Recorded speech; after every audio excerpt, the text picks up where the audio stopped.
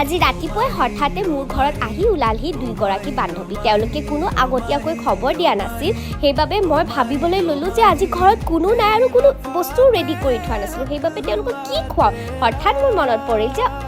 ঘৰত আছে চিপছ তেনেহ'লে চিপছাতকৈ বনাই খুৱাব পাৰোঁ তেওঁলোকক চিপছাত বনাবৰ কাৰণে মই ব্যৱহাৰ কৰিছোঁ তেৰেমেৰে লেজ আৰু চানাচু লগত দিছোঁ বিলাহী পিঁয়াজ জলকীয়া মিয়নিজ টমেটো কেটচাপ আৰু চেজৱান চচটো অপশ্যনেল হয় কিন্তু চেজৱান চচ দিলে চাটটো খাবলৈ বেছি টেষ্টি হয় জলকীয়া অলপ সৰহ কৰি ল'ব কাৰণ জলকীয়া দিলেও বেছি টেষ্টি হয় ৰেচিপিটো আৰু ঠাণ্ডাৰ বতৰ যিহেতু লগতে আপোনালোকে নিজৰ মন পচন্দৰ চিপছ আৰু চানাচু ব্যৱহাৰ কৰিব পাৰিব গোটেইখিনি বস্তু তাৰপিছত ভালদৰে মিক্স কৰি ল'ব মই ভয়ে ভয়ে চাটটো লৈ গৈছিলোঁ মোৰ বান্ধৱীসকলৰ ওচৰত কেনেকুৱানো পায় তেওঁলোকে খায় কিন্তু আচৰিত তেওঁলোকে বিৰাটে ভাল পালে এই ৰেচিপিটো খাই পেলাই আপোনালোকেও এই ৰেচিপিটো ঘৰত বনাই পেলাই